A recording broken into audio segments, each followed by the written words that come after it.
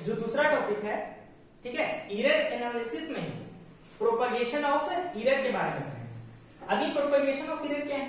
तो पहले क्या था, कोई एक मेजरमेंट हमको कहता था और मेजर करने के लिए देता था, ठीक है, कोई एक ऑब्जेक्ट, ठीक है। अब क्या कहेगा, कोई एक और ऑब्जेक्ट दे देगा, मतलब दो ऑब्जेक्ट रहेगा, ठीक है, और दोनों ऑब्जेक्ट का मेजरमेंट करना है, ठीक है।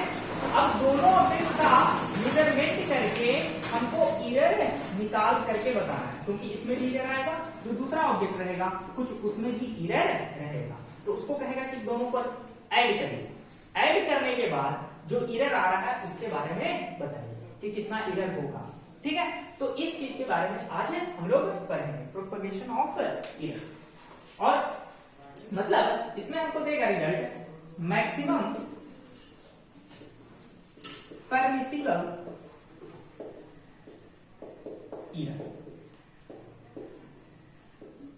ठीक है। जैसे हम मेजर किए, इसको भी मेजर किए, इसको भी मेजर किए, दोनों में कुछ एरर आया होगा, ठीक है।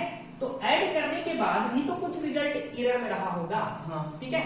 तो उस एरर को हम कितना तक ले जा सकते हैं, उसी को बोलेंगे क्या, प्रोपगेशन ऑफ एरर।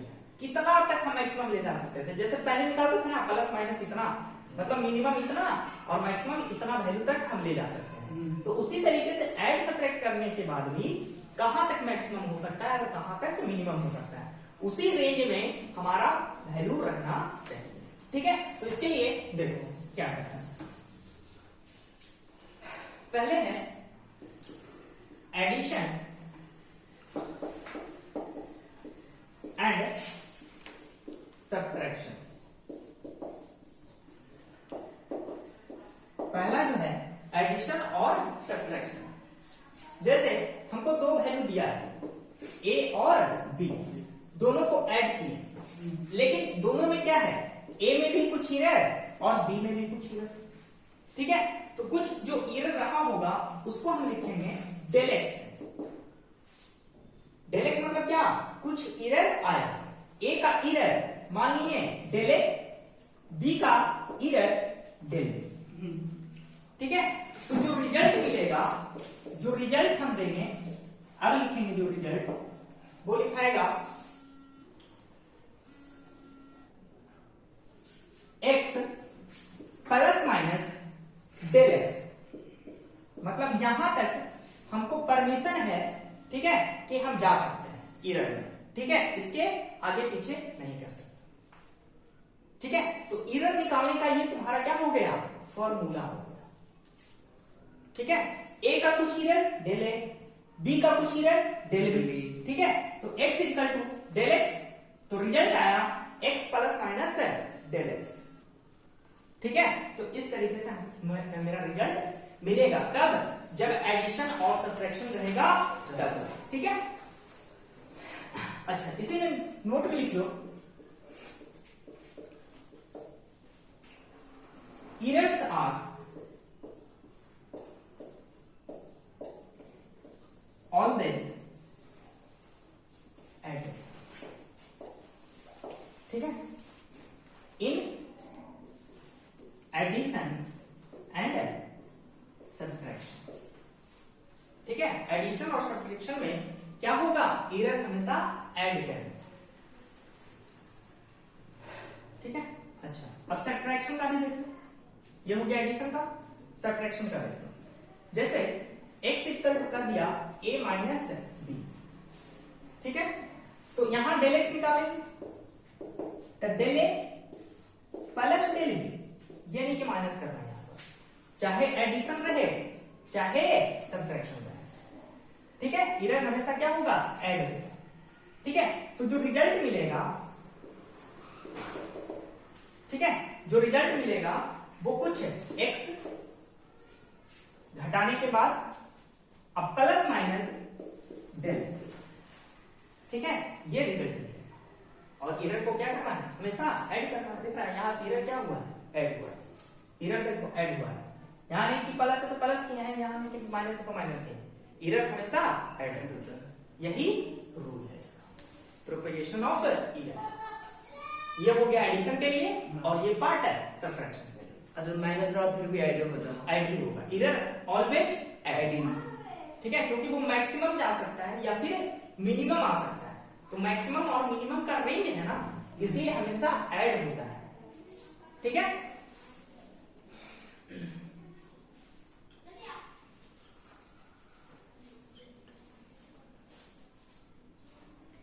जैसे इस पर एक क्वेश्चन देते हैं, ठीक है, उसको समझना।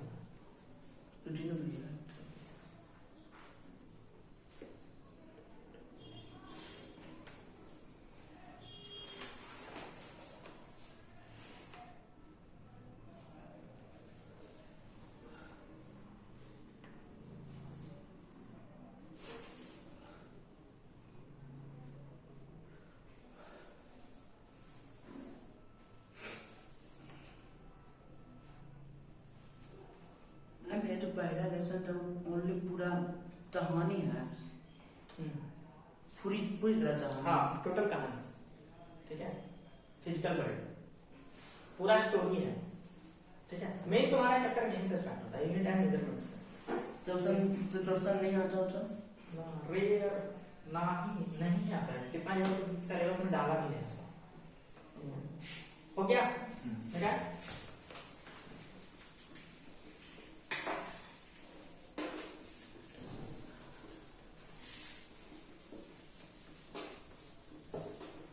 जैसे क्वेश्चन दिया है, दो रजिस्टर लिया है, ठीक है, R1 और ये R2, ठीक है, इसका दे दिया 5 प्लस माइनस 0.2 ओम, ठीक है, R2 दे दिया 7 प्लस माइनस 0.3 ओम, ठीक है।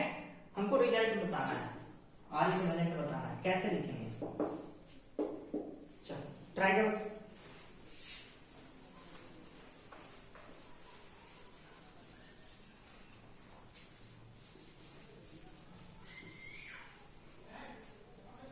चलो देखो इसका रिजल्ट।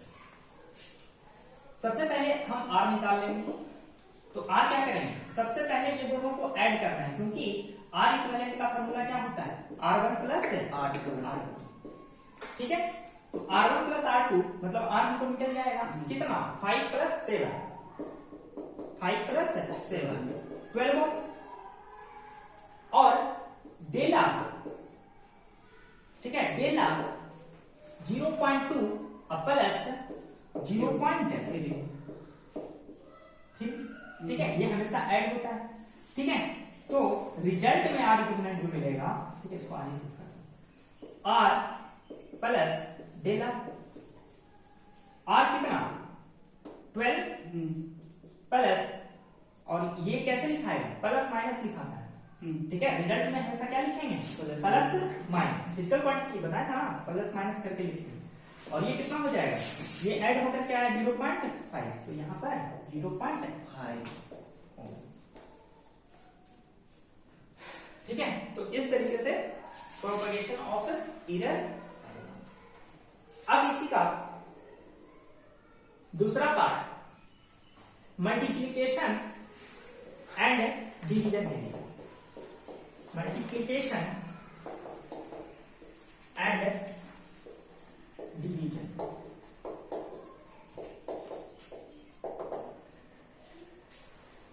मल्टीप्लिकेशन में मान लो कि x इक्वल टू दिया a b, ठीक है, तो इसका जो डेल x होगा, ठीक है, वो सिंपल तरीके से ऐड सब्ट्रैक्ट वगैरह इस तरीके से नहीं आता जो प्रीवियस पर है, ठीक है, इसका नियम कुछ अलग होता है। तो डेल x अगर हमको निकालना है, डेल x अगर निकालना है, तो इसके लिए फॉर्मूला होता है डेल x बाई x, ठीक है, डेल x बाई x, और a का del a by a plus del b by del b, ठीक है। तो यहां से क्या कर लेंगे, डेल x निकाल लेंगे, तो डेल x कितना होगा, del a by a plus del b by b into इधर चला जाएगा x, ठीक है। तो यहां से इस तरीके से निकलता है, ये हो गया मल्टीप्लिकेशन के लिए। अब इधर देख लो डिवीजन का, डिवीजन का मान लो कि x इक्वल टू दिया a बाई b, ठीक है। अब चाहे मल्टीप्लीकेशन रहे चाहे डिवीजन रहे, ठीक है, हमेशा इसी फॉर्मूला को इसमें भी यूज करें, ठीक है। जब कभी मल्टीप्लीकेशन रहे या फिर डिवीजन रहे हमेशा यही फॉर्मूला यूज होगा, ठीक है। तो यहां पर क्या कर सकते हैं, वही del x by x equal to del A by A plus del B by b, और ये मल्टीप्लाई हो जाएगा।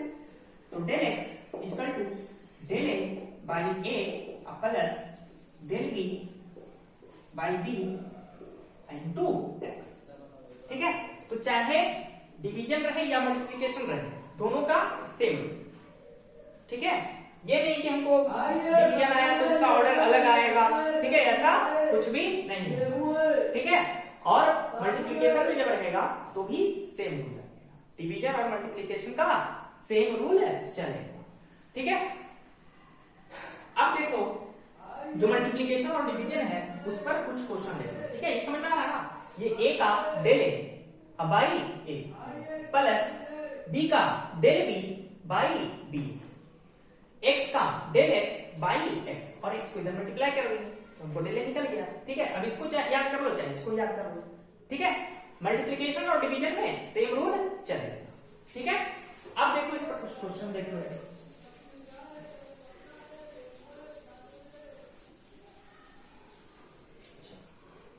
दिया है क्वेश्चन एक है, एक रेक्टेंगल है, ठीक है, इसका लेंथ और ब्रेथ दिया हुआ है। लेंथ दिया है 2 प्लस माइनस 0.2, ठीक है। ब्रेथ दिया है 5 प्लस माइनस 0.3, ठीक है। इसका एरिया निकालना है, ठीक है। इसका क्या करना है, एरिया निकालना है। तो क्या करेंगे, तो सबसे पहले एरिया निकालेंगे, ठीक है। तो एरिया क्या करेंगे, एल इंटू बी, जो सिर्फ सोल्व करना है, ठीक है, एल इंटू बी। तो 2 इंटू 5 कितना होगा, लेंथ हो गया ज्यादा, इसको 5 कर दो, इसको 2 कर दो, तो 5 इंटू 2 इक्वल टू 10। बोलो दिक्कत। अब देखो del x by x equal to del A by A plus del B by b. Del x हमको फाइंड करना है, एक्स का वैल्यू मालूम कितना 10, ठीक है, यही है तुम्हारा x equal to del a कितना 0.2, जो इधर है 0.2 divided by 5 plus del b कितना 0.3 डिवाइडेड बाई बी कितना है 2 है, तो 2, ठीक है।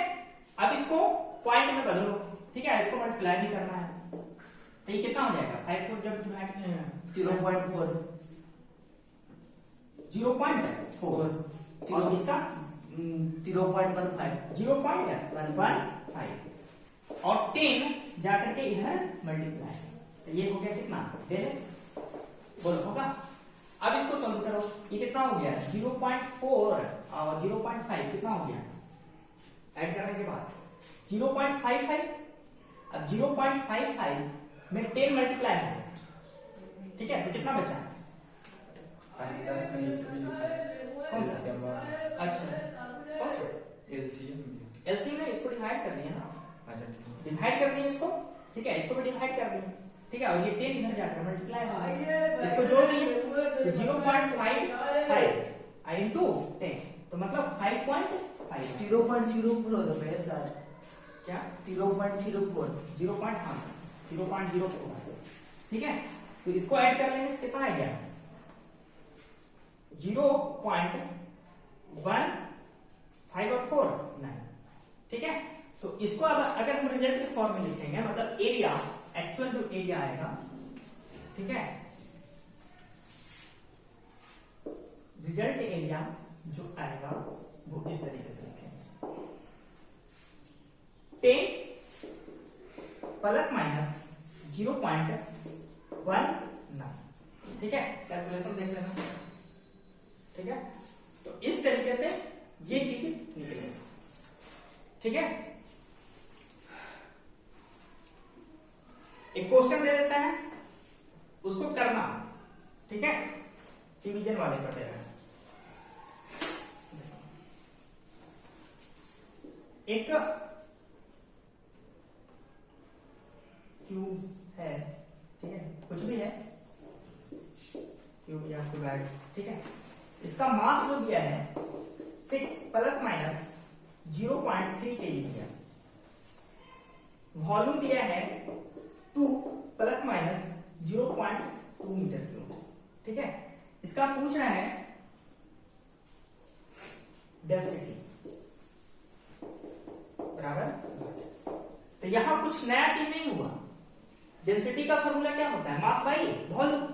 तो बस वही फॉर्मूला लग जाएगा। ठीक है, इसको सोल्व करके आना क्वेश्चन। ठीक है, कोई नया नियम नहीं लगेगा। ठीक है, पहले इसको डिवाइड कर लेना तो x निकल जाएगा, और फिर एरर निकाल लेना, उसको ऐड करके लिख देना। ठीक है, इस तरीके से।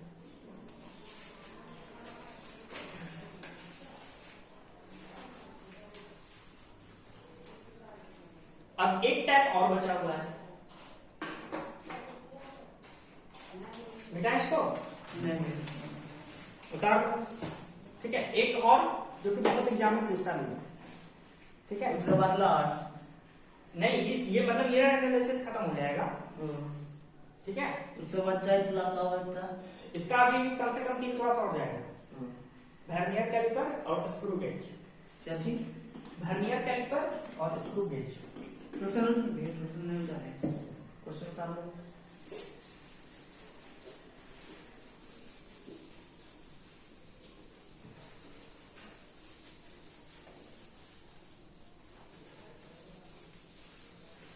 बता दें?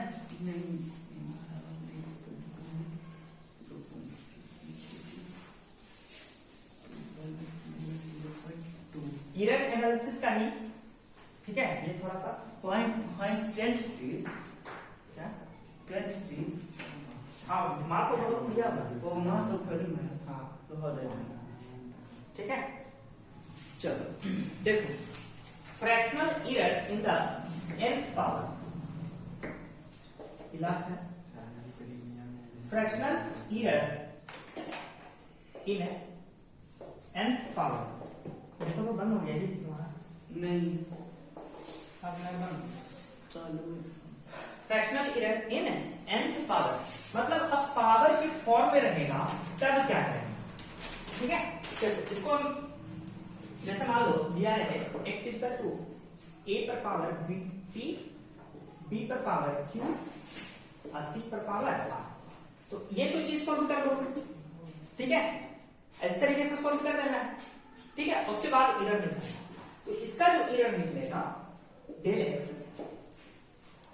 By x। ठीक है, देख लो, ये प्रोडक्ट है, डिवाइड है ना, कुछ नहीं देखना, जैसे करता था वैसे ही। जो पावर है, ठीक है, जो पावर है उसको बाहर निकाल देना है। एरर लिखता था जैसे वैसे ही लिखना है। ए का एरर कैसे लिखता था? डेल ए बाई ए। ठीक है, प्लस बी पर पावर क्यू है, जिसका पावर नहीं रहेगा वैसे ही लिखा जाएगा। ठीक है, जैसे इसका पावर नहीं रहता तो डेल बी बाई बी। ठीक है, तो इसका क्या होगा? क्यू बाहर हो जाएगा और इसका एरर डेल बी बाई। ठीक है, फिर से प्लस डिवाइड मल्टीप्लाई सब जैसे है सब सारा वैसे ही लिखेगा, खाली प्लस माइनस आएगा तो अलग होगा। सी पर पावर आर तो आर बाहर। ठीक है, और सी का क्या लिखेंगे? डेल सी बाई सी। ठीक है, एक ये हो गया। इसी में एक और पूछता है, fractional error in nth power मतलब पावर कुछ भी दिया हुआ है तब ऐसे बंद करना है। ठीक है, ये अभी मल्टीप्लाई हो जाएगा। तुमसे पूछेगा एरर तो एरर बता देगा। इसी में पूछता है परसेंटेज एरर बताइए। ठीक है, क्या पूछता है? Percentage error. तो परसेंटेज एरर कैसे फाइंड करेंगे? Del x by x into 100 कर देंगे। ये परसेंटेज में बदल गया, बोलो। तो इसको भी परसेंटेज में बदले, P into del A by A into 100, ठीक है, plus Q del B by P into 100, ये भी परसेंटेज में चला गया, plus R del C by C into 100, ये भी परसेंटेज में, ठीक है। अब इसी को लिखा जाता है थोड़ा सा इंग्लिश में, percentage error in x equal to P into percentage, ऐसे कर देता है, P percentage error in Q plus Q into percentage error in B plus R percentage error in C, ठीक है। तो ये फॉर्मूला तुमको याद रखना है।